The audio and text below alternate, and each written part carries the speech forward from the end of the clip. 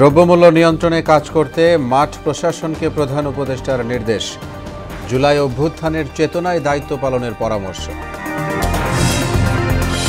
নিষিদ্ধ না হলে আওয়ামী লীগের নির্বাচনে আসতে বাধা নেই, চট্টগ্রামে সিইসি। 6 মাসের মধ্যে ভোটার তালিকা হালনাগাদ করার ঘোষণা। ভাতা বাড়ানোর গেজেট প্রকাশ করায় ট্রেনি চিকিৎসকদের কর্মবিরতি প্রত্যাহার। জুলাই থেকে 35,000 টাকা না হলে ফের আন্দোলনের হুঁশিয়ারি। এবং সারা দেশে কাল থেকে বাড়তে পারে শীতের প্রকোপ। জানুয়ারিতে উত্তরাঞ্চলে মৃদু শৈত্যপ্রবাহের আভাস আবহাওয়া অফিসের।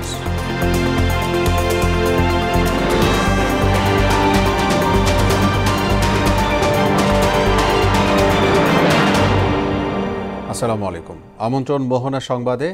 এতক্ষণ শুনছিলেন শিরোনাম। আপনাদের সঙ্গে আছি মোহাম্মদ ওয়ালিউল্লাহ। এবার বিস্তারিত। জুলাই অভ্যুত্থানের চেতনা ধারণ করে কাজ করতে মাঠ প্রশাসনকে নির্দেশ দিয়েছেন প্রধান উপদেষ্টা ডক্টর মোহাম্মদ ইউনূস। তিনি বলেন, মাঠ পর্যায়ের প্রশাসনই আসল সরকার। ভিডিও কনফারেন্সে জেলা প্রশাসক এবং পুলিশ ও বিভাগীয় কমিশনারদের সঙ্গে মত বিনিময়ে সরকার প্রধান বলেন, পুলিশের মধ্যে যারা অপরাধী তাদের অবশ্যই শাস্তি হবে। দ্রব্যমূল্য নিয়ন্ত্রণে সরকারের প্রচেষ্টার কথাও উল্লেখ করেন তিনি। আরও জানাচ্ছেন নাসির উদ্দিন। বড় পরিসরে প্রথমবারের মতো মাঠ প্রশাসনের শীর্ষ কর্মকর্তাদের সঙ্গে মতবিনিময় করেন অন্তর্বর্তী সরকারের প্রধান উপদেষ্টা ডক্টর মোহাম্মদ ইউনূস। সভায় ভিডিও কনফারেন্সে যুক্ত হন বিভাগীয় কমিশনার এবং জেলা প্রশাসকরা। বক্তব্যে ডক্টর ইউনূস বলেন, জুলাই বিপ্লবের সুনির্দিষ্ট লক্ষ্য উদ্দেশ্য আছে। বিষয়টি মাথায় রেখে মাঠ প্রশাসনকে কাজ করতে হবে। অন্তর্বর্তী সরকার চায় সবার অধিকার নিশ্চিত করতে। অভ্যুত্থানের জন্ম হলো, সেটাকে ধারণ করে সেটার স্পিরিটকে প্রসারিত করে আমরা যে কাজকর্মগুলো করব, সেগুলো যাতে মানুষ মনে করে যে হ্যাঁ, একটা বড় পরিবর্তন হয়েছে। দ্রব্যমূল্যকে বড় ইস্যু উল্লেখ করে প্রধান উপদেষ্টা বলেন, এর নিয়ন্ত্রণ জরুরি। কোনো ধরনের মনোপলির আভাস পেলেই মাঠের সরকারের দায়িত্ব কেন্দ্রকে জানিয়ে দেয়া। দ্রব্যমূল্য একটা বড় ইস্যু। এখান থেকে চেষ্টা হচ্ছে কিভাবে এটাকে আয়ত্তে আনা যায়। এখন আয়ত্তে আনার সুযোগ আরও বেশি সৃষ্টি হয়েছে, আগের চেয়ে অনেক বেশি সুযোগ সৃষ্টি হচ্ছে। সেই সুযোগটাকে ব্যবহার করে যেতে এটা আমরা প্রতিযোগিতার মধ্যে থাকি। ডক্টর ইউনূস বলেন, আইনশৃঙ্খলা বাহিনীর মনোবল ফেরাতে হবে। আন্দোলনে যারা অপরাধ করেনি তারা নির্ভয়ে কাজ করতে পারেন। যে যারা দোষী তাদের অবশ্যই শাস্তি হবে, কিন্তু যারা নির্দোষ তারা যেন নিশ্চিতভাবে তাদের ভূমিকা পালন করতে পারে এবং মানুষ এটা বুঝতে পারে যে দোষী এবং নির্দোষ এই দুই ক্যাটাগরির মধ্যে যেন ডিস্টিংশনটা করতে পারে। দেশকে এগিয়ে নিতে জেলা এবং বিভাগীয় প্রশাসনকে নিষ্ঠার সঙ্গে দায়িত্ব পালনের তাগিদ দিয়ে প্রধান উপদেষ্টা বলেন, সুন্দর প্রতিযোগিতার মাধ্যমে ভালো কাজের দৃষ্টান্ত স্থাপন করতে হবে। আমার জেলা যেন এই প্লাসে থাকে। নাসির উদ্দিন, মোহনা সংবাদ, ঢাকা। তার ভিসা পদ্ধতি সহজীকরণ সহ বাংলাদেশ থেকে আরও জনশক্তি নিতে রাশিয়ার প্রতি আহ্বান জানিয়েছেন রাষ্ট্রপতি মোহাম্মদ শাহাবুদ্দিন। রাশিয়ার নবনিযুক্ত রাষ্ট্রদূত আলেকজান্ডার জি খোজিন বঙ্গভবনে পরিচয়পত্র পেশ করতে এলে এমন আহ্বান জানিয়েছেন। তিনি বলেন, বাংলাদেশ ও রাশিয়ার মধ্যে বাণিজ্য বিনিয়োগ সহ বিভিন্ন ক্ষেত্রে দ্বিপক্ষীয় সম্পর্ক সম্প্রসারণ হচ্ছে। রোহিঙ্গা প্রত্যাবাসনে মিয়ানমারের উপর রুশ সরকার চাপ প্রয়োগ অব্যাহত রাখবে বলে আশা জানান রাষ্ট্রপতি মোহাম্মদ শাহাবুদ্দিন। সরকার বা আদালত যদি আওয়ামী লীগকে নিষিদ্ধ না করে তাহলে দলটির নির্বাচনে অংশ নিতে বাধা নেই বলে জানিয়েছেন সিইসি নাসির উদ্দিন। সকালে চট্টগ্রাম সার্কিট হাউসে ভোটার তালিকা হালনাগাদ ও ত্রয়োদশ জাতীয় সংসদ নির্বাচন উপলক্ষে নির্বাচন কর্মকর্তাদের সঙ্গে বৈঠকের আগে সাংবাদিকদের তিনি কথা বলেন। নির্বাচন কমিশন এখন সম্পূর্ণ স্বাধীন দাবি করে ডান বামের কিংবা বহির্বিশ্বের কোনো চাপ নেই বলেও জানান সিইসি। বলেন, আগামী 6 মাসের মধ্যে ভোটার তালিকা হালনাগাদ করা হবে। কোর্টে মামলা করেছে এই দলকে যাতে ইলেকশনে না আসতে পারে সেটা আদেশ চেয়ে মামলা করেছে শুনেছি। আর যদি কোর্ট যদি রায় দেয়, আমরা কোর্টের রায় দ্বারা যেভাবে দেয় সেইভাবেই ব্যবস্থা নেব। আর না হলে এটা রাজনৈতিক সিদ্ধান্তের ব্যাপার। আমাদের এখানে হচ্ছে যে দল করার অধিকার তো সবারই আছে, শাসনতান্ত্রিক অধিকার। আমাদের কিন্তু কোনো দল আমাদের এখানে রেজিস্ট্রেশন পাবে কি পাবে না সেটার আবার আলাদা বিধিবিধান আছে। সচিবালয়ে অগ্নিকাণ্ডের প্রাথমিক তদন্ত রিপোর্ট আগামীকাল বিকেল 5টায় প্রধান উপদেষ্টার কাছে জমা দেয়া হবে। সচিবালয়ে সাংবাদিকদের একথা জানিয়েছেন তদন্ত কমিটির প্রধান স্বরাষ্ট্র মন্ত্রণালয়ের সিনিয়র সচিব ডক্টর নাসিমুল গনি। তদন্ত কমিটির বৈঠক শেষে তিনি সাংবাদিকদের বলেছেন, বুয়েটো সেনা সদস্য সহ বিভিন্ন বাহিনীর সদস্যরা আলামত সংগ্রহ করেছেন। যেসব পরীক্ষা নিরীক্ষার পর প্রাথমিক তদন্ত রিপোর্ট জমা দেওয়া হবে। কিছু জিনিস আমাদেরকে ল্যাবরেটরিতে টেস্ট করা হচ্ছে, কিছু টেস্ট করা হয়েছে, আবার আজকেও কিছু আলামত নেওয়া হচ্ছে, সেগুলো টেস্ট করা হয়েছে। তো সেই জন্য আমাদের প্রাথমিকভাবে 30 তারিখ পর্যন্ত টাইম দেওয়া হয়েছিল। আজকে ক্যাবিনেট থেকে অনুমতি নিয়েছি যাতে আমাদের কাছে কিছু টেস্টিং আজকে রাত্রে হবে। তো এগুলো হলে পরে হয়তো কালকে আবার আমরা বসে আমরা কালকে একটা প্রাথমিক একটা ধারণা করতে পারবো। সচিবালয়ে আগুনে ক্ষতিগ্রস্ত ভবনটি মেরামত করা যাবে কি না ভেঙে ফেলতে হবে তা তদন্ত প্রতিবেদন হাতে পাওয়ার পর জানা যাবে বলে জানিয়েছেন গৃহায়ন ও গণপূর্ত অধিদপ্তরের উপসহকারী প্রকৌশলী আব্দুল মান্নান ভূঁইয়া। সচিবালয়ে তিনি সাংবাদিকদের জানান, ভবনটির 4টি ফ্লোরে প্রায় 40 থেকে 45টি করে কামরা ক্ষতিগ্রস্ত হয়েছে। উচ্চ পর্যায়ের কমিটি ক্ষতিগ্রস্ত ভবনটি পরিদর্শন সহ এখনও তদন্ত চালিয়ে যাচ্ছেন। কয়েকটি মন্ত্রণালয় বিকল্প হিসেবে নগর ভবন সহ অন্যান্য স্থানে কাজ চালিয়ে যাচ্ছেন বলেও জানান মান্নান ভূঁইয়া। ভবনের মেরামত অবশ্যই যারা স্যার আছে তারা মতামত দিবে, যারা এক্সপার্ট টিম আমাদের ঊর্ধ্বতন কর্তৃপক্ষ কর্মকর্তা স্যার আছে, বড় বড় ইঞ্জিনিয়ার, তারা পরিদর্শন করতেছে, এখনো করতেছে, আজকেও করছে, গতকালও করে গেছে। সমস্ত কিছু পরিদর্শনের পরে তারা একটা প্রতিবেদন দিবে। ভাতা বাড়ানোর দাবি মেনে গেজেট প্রকাশ করায় আন্দোলন প্রত্যাহার করেছেন বঙ্গবন্ধু শেখ মুজিব মেডিকেল বিশ্ববিদ্যালয়ের পোস্ট গ্রাজুয়েট ট্রেনি চিকিৎসকরা। দুপুরে বঙ্গবন্ধু মেডিকেলে এক সংবাদ সম্মেলনে ডক্টরস মুভমেন্ট ফর জাস্টিসের সভাপতি ডাক্তার জাবির হোসেন জানান, মাসিক ভাতা 25,000 থেকে বাড়িয়ে আপাতত 30,000 টাকা এবং জুলাই থেকে 35,000 টাকা করে সরকারি গেজেট প্রকাশ হওয়ায় আন্দোলন প্রত্যাহার হয়েছে। সরকারি সিদ্ধান্ত বাস্তবায়নে ব্যর্থ হলে আবারও আন্দোলনে যাওয়ার হুঁশিয়ারি দেন তিনি। মুদাসসির আলীর প্রতিবেদন। ভাতা বাড়ানোর দাবিতে দীর্ঘদিন ধরেই আন্দোলন করছিলেন পোস্ট গ্র্যাজুয়েট ট্রেনি চিকিৎসকরা। সরকারি আশ্বাসে বেশ কয়েক মাস নীরব থাকলেও দাবি আদায়ে রোববার আবারও রাজধানীর শাহবাগ অবরোধ করে বিক্ষোভ করেন তারা। সেদিন বিকেলে সংগঠনের 4 সদস্যের প্রতিনিধি দলের সঙ্গে বৈঠকে বসেন স্বাস্থ্য মন্ত্রণালয় বিষয়ক প্রধান উপদেষ্টার বিশেষ সহকারী অধ্যাপক ডক্টর সাইদুর রহমান। তখন আগামী জুলাই মাস থেকে 35,000 টাকা করে ভাতা দেওয়ার সিদ্ধান্ত হয়, যদিও তা প্রত্যাখ্যান করে জানুয়ারি থেকে 35,000 করার দাবিতে সন্ধ্যার পর আবারও শাহবাগে জড়ো হন পোস্ট গ্র্যাজুয়েট ট্রেনি চিকিৎসকরা। এ নিয়ে সোমবার প্রধান উপদেষ্টার বাসভবনে যাবার কথা থাকলেও সিদ্ধান্ত বাতিল করে বঙ্গবন্ধু মেডিকেলে সংবাদ সম্মেলন করে doctors movement for justice society. বর্তমান পরিস্থিতি বিবেচনায় সরকারের সিদ্ধান্ত মেনে নেওয়ার কথা জানান সংগঠনের সভাপতি ডাক্তার জাবির হোসেন। আমরা সার্বিক দিক বিবেচনা করে এই 35,000 টাকা এবং জুলাই থেকে 35,000 টাকা এবং জানুয়ারি থেকে 30,000 টাকা এটা মানছি এবং আমরা কাজে ফিরব আগামীকাল থেকে।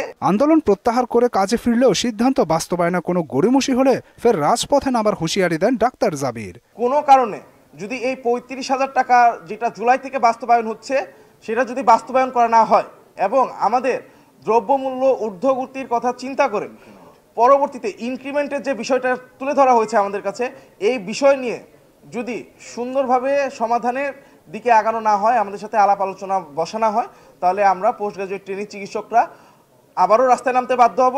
এদিকে পোস্ট গ্রাজুয়েট ট্রেনি চিকিৎসকদের ভাতা বাড়িয়ে প্রজ্ঞাপন জারি করেছে সরকার। অর্থ মন্ত্রণালয়ের অর্থ বিভাগের উপসচিব সৈয়দ আলী বিন হাসান স্বাক্ষরিত প্রজ্ঞাপনে বলা হয়, Bangladesh college of physicians and সার্জনসের FCPS প্রথম পর্ব পাশ করা অবৈতনিক প্রশিক্ষণার্থীদের মাসিক পারিতোষিক ভাতার হার বিদ্যমান 25,000 টাকা থেকে বাড়িয়ে 30,000 টাকা নির্ধারণ করা হলো, যা 23 ডিসেম্বর 2024 থেকে কার্যকর হবে। প্রজ্ঞাপনে আরও বলা হয়, জুলাই থেকে 35,000 করা হবে ভাতা।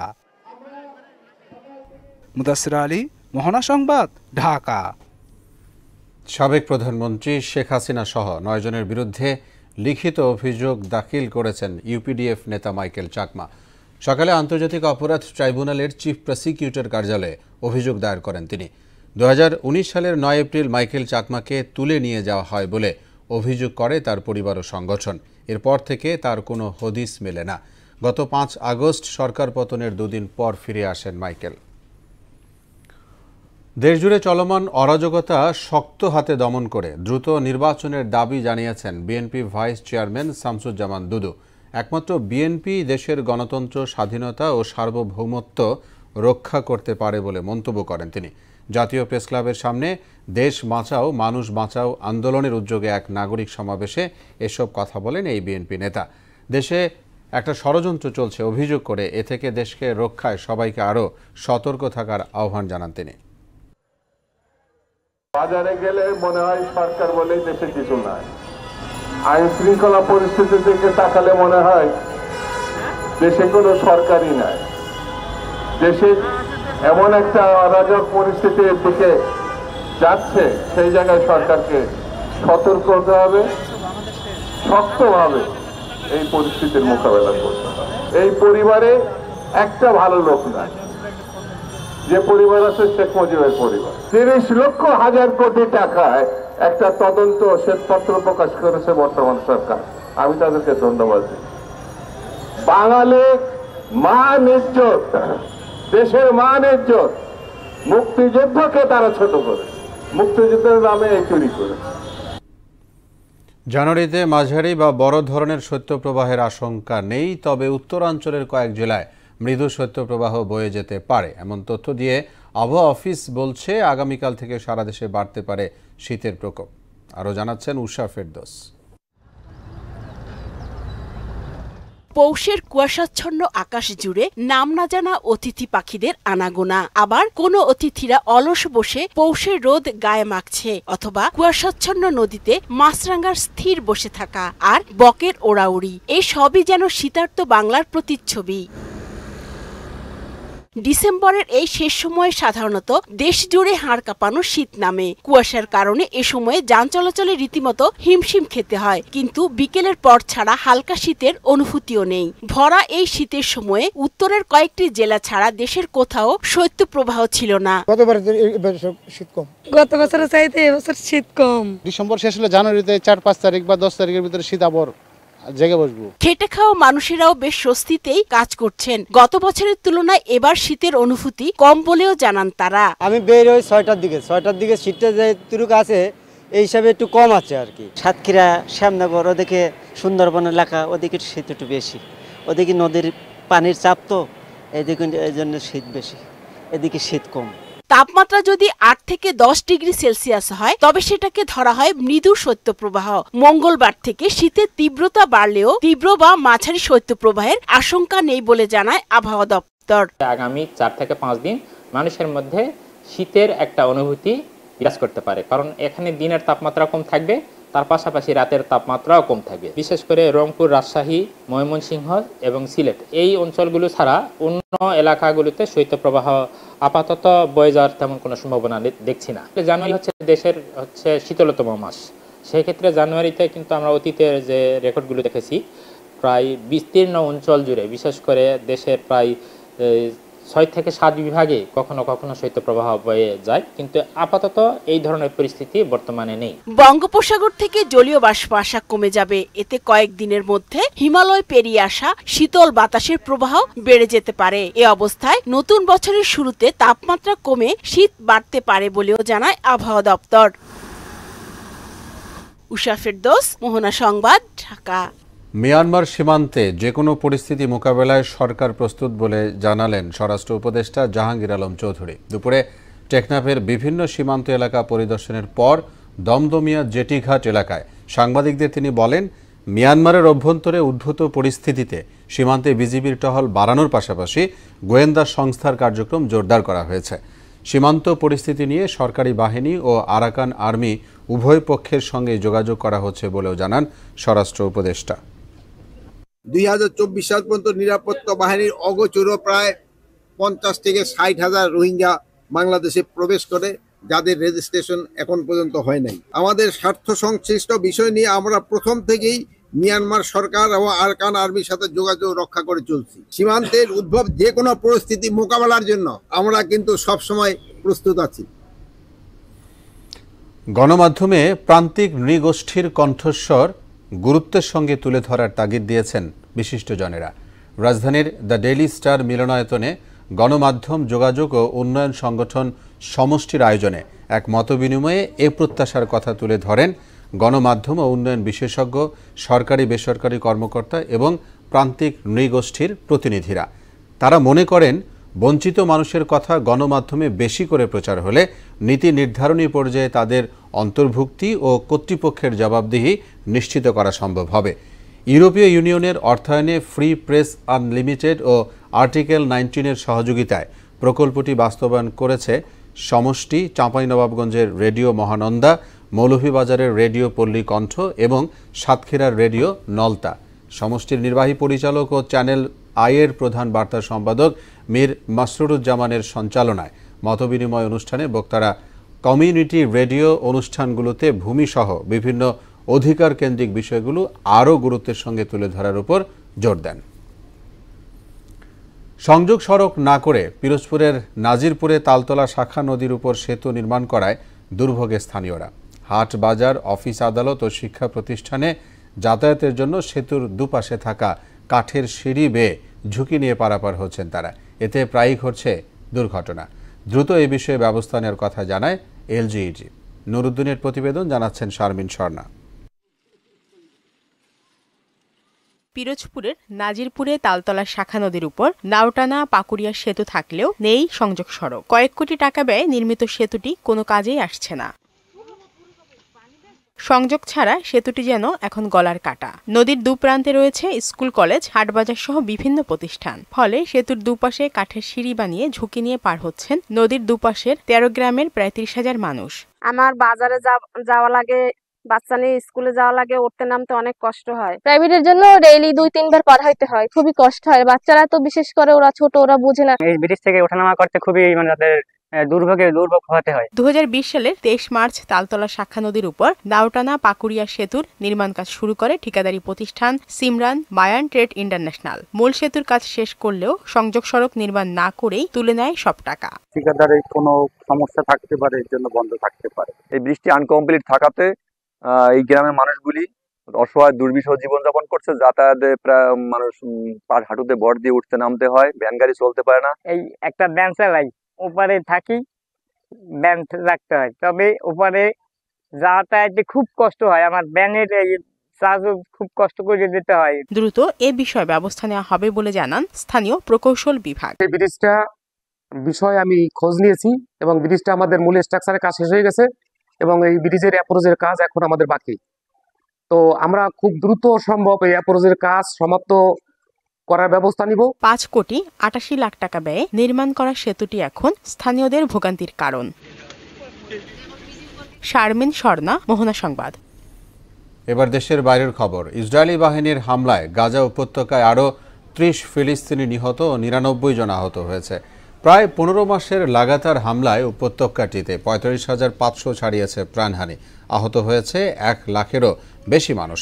ফিলিস্তিনি স্বাস্থ্য কর্তৃপক্ষ বলছে, অনেক মানুষ এখনও ধ্বংসস্তূপের নিচে আটকে আছেন, কারণ উদ্ধারকারীরা তাদের কাছে পৌঁছাতে পারছে না।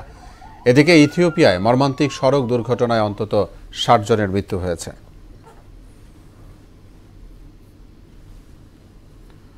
শত বছর বয়সে না ফেরার দেশে পাড়ি জমালেন যুক্তরাষ্ট্রের সাবেক প্রেসিডেন্ট জিমি কার্টার।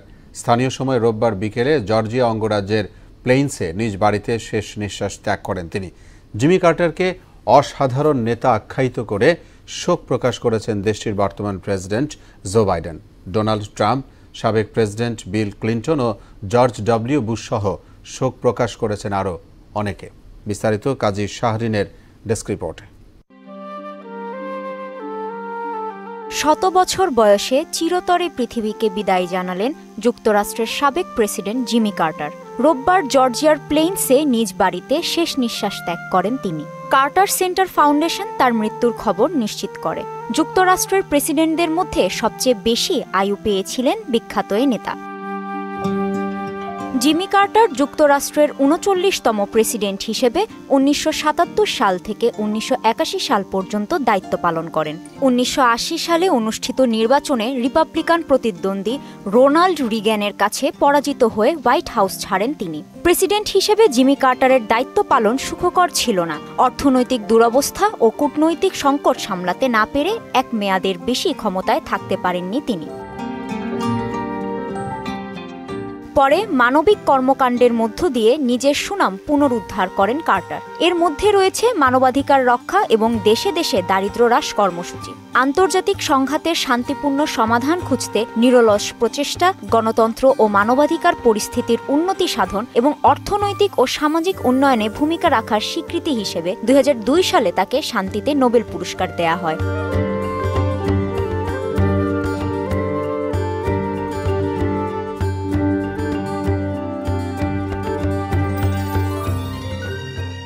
জর্জিয়ার প্লেইন্সে ১৯২৪ সালের ১ অক্টোবর জন্মগ্রহণ করেন জেমস আর্ল কার্টার জুনিয়র। পরে তিনি জিমি কার্টার হিসেবে পরিচিতি পান। একজন কৃষক ও দোকানের সন্তান ছিলেন তিনি। জিমি কার্টার যুক্তরাষ্ট্রের নেভাল একাডেমি থেকে ১৯৪৬ সালে স্নাতক পাশ করেন। কাজী শাহরিন, মোহনা সংবাদ। বিপিএল এর টিকিট না পেয়ে মিরপুর স্টেডিয়াম এলাকায় ভাঙচুর করেছেন বিক্ষুব্ধ দর্শকরা। প্রথম দিনের টিকিট নিয়ে রোববারই দর্শকদের ক্ষোভ দেখা দেয়। কয়েক জায়গায় এ নিয়ে হট্টগোল হয়। সকালে স্টেডিয়ামের প্রধান ফটকের সামনে অবস্থান নেন ক্ষুব্ধ দর্শকরা। এক পর্যায়ে এদের কয়েকজন ব্যানার ও ফেস্টুন ছিঁড়ে ফেলতে শুরু করেন। পরিস্থিতি নিয়ন্ত্রণে পুলিশের পাশাপাশি মাঠে নামে সেনাবাহিনী। প্রথম দিনই আমাদের ডিসিপ্লিনের যে অবস্থা দেখলাম, আসলে খুবই হতাশ। আগের মতো তো এখন নাই, এখন তো স্বাধীন। স্বাধীন হয়ে যদি আমরা স্বাধীন ঢুকতে না পারি, আসলে দুঃখজনক। যে সিস্টেম করছে বিসিবি, মানে ব্যাংকিং মাধ্যমে, এটা আসলে অনেক হতাশার বিষয়। আইডি খোলার পরে 4 বার ঢুকার পরে আপনার আমার বিকাশ পেমেন্ট থেকে 1430 টাকা না 70 টাকা কাটি নিল। রুডিং আর রুডিং বিকাশে টাকা পেমেন্ট কাটি, আমার টিকিট আসে নাই। যেহেতু রুডিং এই খেলার জন্য অত কষ্ট করে আসলাম, খেলা দেখতে পারবো না, মোবাইল আর কি করবো, মোবাইল আসার দিলাম, দিয়ে ভাঙ্গে লাইলাম। বুথে অবশ্যই রাখা উচিত ছিল মিনিমাম 60% বা 70%, বাকিটা হয়তো অনলাইন করলে দেন বেটার হইতো। এ ছিল এখনকার মতো সংবাদ। শেষ করব তার আগে শিরোনামগুলো জানাবো আরো একবার।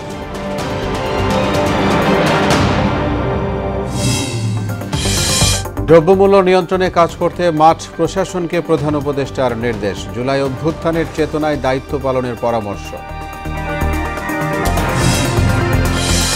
নিষিদ্ধ না হলে আওয়ামী লীগের নির্বাচনে আসতে বাধা নেই। চট্টগ্রামে সিইসি 6 মাসের মধ্যে ভোটার তালিকা হালনাগাদ করার ঘোষণা। ভাতা বাড়ানোর গেজেট প্রকাশ করায় ট্রেনি চিকিৎসকদের কর্মবিরতি প্রত্যাহার। জুলাই থেকে ৩৫,০০০ টাকা না হলে ফের আন্দোলনের হুঁশিয়ারি। এবং সারা দেশে কাল থেকে বাড়তে পারে শীতের প্রকোপ। জানুয়ারিতে উত্তরাঞ্চলে মৃদু শৈত্যপ্রবাহের আভাস আবহাওয়া অফিসে। সবাইকে আবারও শুভেচ্ছা। পরবর্তী সংবাদ রাত ৯টায়। এর আগে সন্ধ্যা ৭টায় দেখবেন সংবাদ এক নজরে। মোহনার সবশেষ খবর জানতে ভিজিট করুন www.mohana.tv। সংবাদ দেখতে পারেন ফেসবুক ও ইউটিউবেও। এতক্ষণ সঙ্গে থাকায় ধন্যবাদ সবাইকে।